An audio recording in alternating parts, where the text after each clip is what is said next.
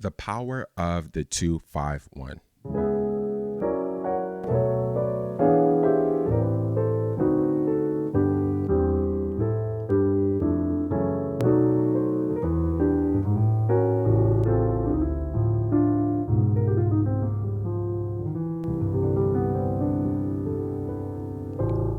Everything that I just played was in the key of C, and all I used were 2-5-1s. Now, you may be thinking to yourself, Justin, there's no way what you played was in the key of C. You are playing all of these weird chords, C sharp chords, F sharp chords. What are you talking about? Don't worry. By the end of this video, if you stay tuned and pay attention, I'll show you how I did what I did and how you can sort of do it and implement this concept into your playing. So what we're going to cover in this video are, I guess, two main concepts, the major 2-5-1 and then the minor 2-5-1. And then next, I'm going to show you ways that you can sort of practice them to incorporate them into your playing. And then number four, or the fourth thing that I'm going to do, is sort of break down what I did at the beginning of this video. So before we talk about major 2-5-1s and minor 2-5-1s, please check out my last video where I talked about secondary dominance. We're going to be building off of that concept so you can learn how to play your C major scale like this.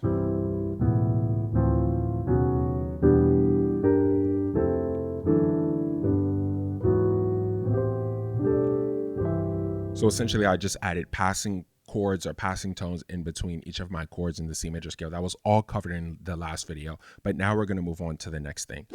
So what is a major 2-5-1? A major 2-5-1 is simply when we use a 2-5-1 progression in our major key to take us to a major chord. So for instance, many of us are familiar again with this D minor, right? G dominant, which will now take us to our C major. Right? But we can also apply this same major 2-5-1 concept to other major chords in the key of C or in any key.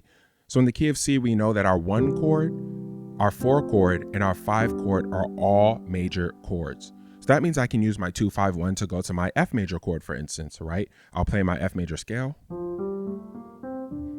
And what I'll do is now build my minor 2 chord, and I'll add the 7 to it, making it a dominant 7.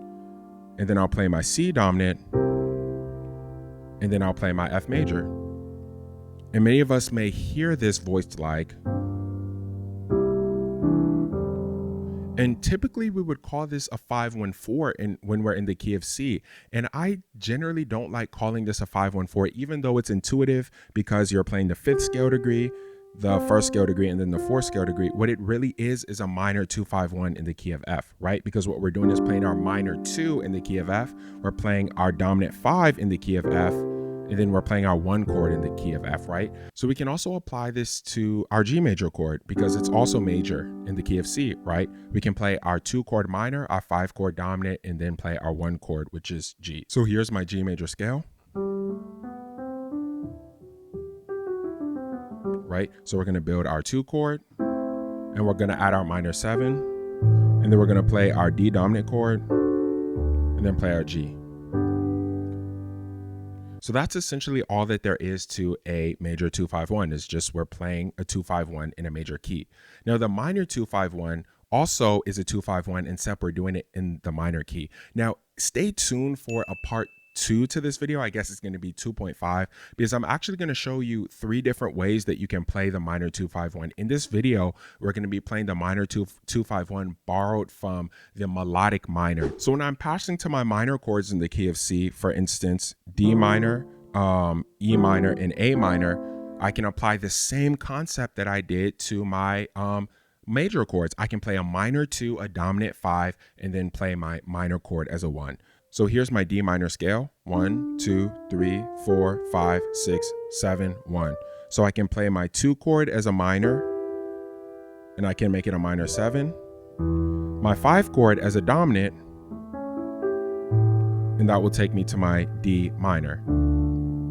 Again, if I want to go to E minor, here's my E minor scale, 1, 2, 3, 4, 5, 6, 7, 1. So I can play my 2 chord as a minor again, right? My 5 chord as a dominant, and then my E minor chord.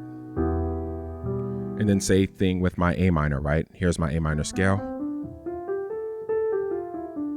So I can play my 2 as a minor 7 again, right? That was an interesting voicing. So now that we understand the major 251 and the minor 251, we essentially have passing chords or 251s to every single diatonic chord in the key of C, because my 1 chord is major, 2 is minor, 3 is minor, 4 is major, 5 is major, 6 is minor. Our 7, again, as we talked about in the last video, is diminished, but you can essentially play it as inverted 5 chord and it will work just fine. But you can also do something special with this chord, which I'm going to show you in a second. Now I'm going to show you how you can practice this to actually incorporate it into your playing. And it's going to involve 2 things. Number 1, you're going to need to understand that voicings for chords really matters. A lot of times we're so focused on show me these very cool, rich, big chords, but we don't think about voicings. What I mean by that is that if I play my 251 in the key of C major like this, sorry, that sounded better than I wanted. But anyways, if I play it like this, so playing my 251 like that is not really coherent or cohesive because my hands are jumping all over the place, right? I'm playing my 2 chord here, my 5 chords all the way up here, and then my 1 chords all the way up here. But if I play my 251 like this,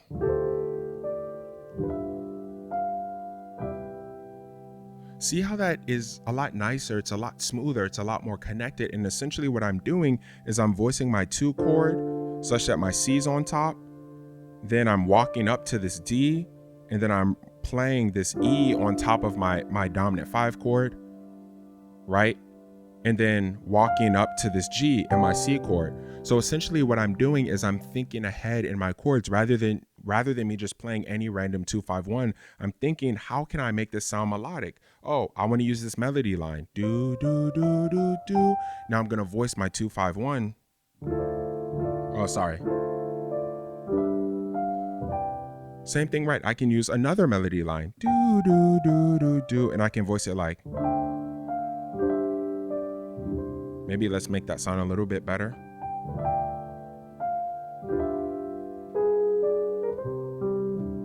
So when you're practicing your 251s, do not just learn the basic, okay, here's my D, minor 7, here's my G dominant and C, right? You want to practice creative ways.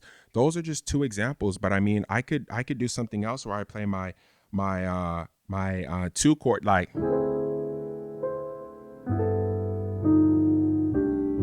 right? So I usually just practice, I make up random melody lines. I'll pick a random note. So I'll play my D minor and just play a random note. We're going to play, I don't know, F sharp, do, do.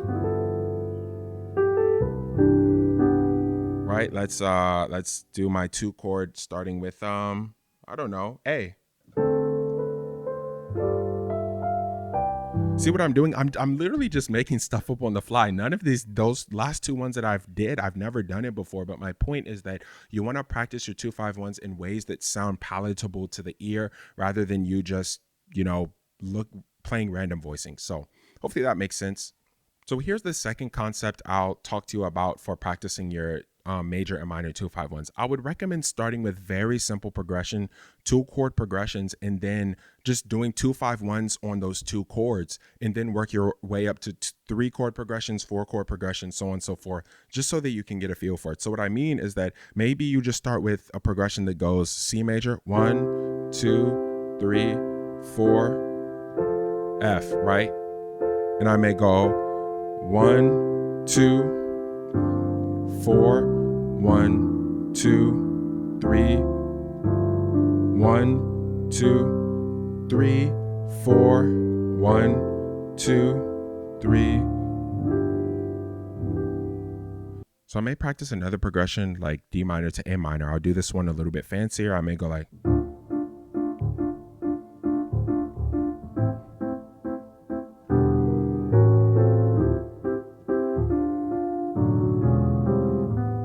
Right, so I was doing a little bit fancier voicings right there and some other stuff, but the point is you want to get used to and comfortable. And by the way, I've practiced sort of these 251s with like a little bit more advanced voicing. So even using the basic minor and minor 251 voicings is a little bit hard for me. My brain is just accustomed to doing the other ones. But again, you want to start with the basics and then begin to work your way up, right?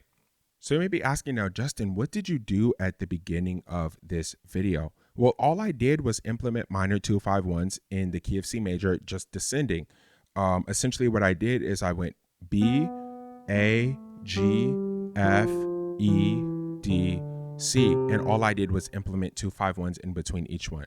Now you may be asking, why did I start with this C sharp minor chord then?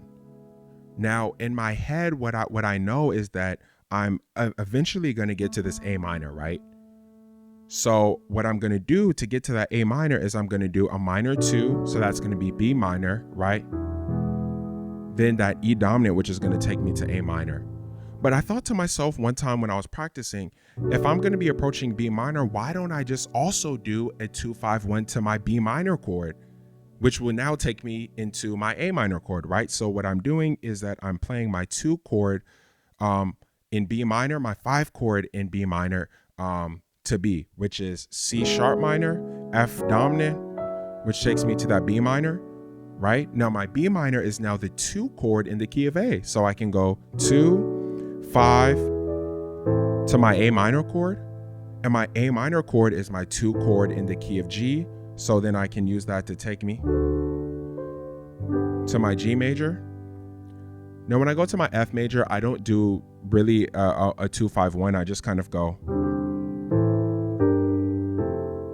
So if you watch my last video, you would understand that this chord and this chord right here are secondary dominant substitutions, right?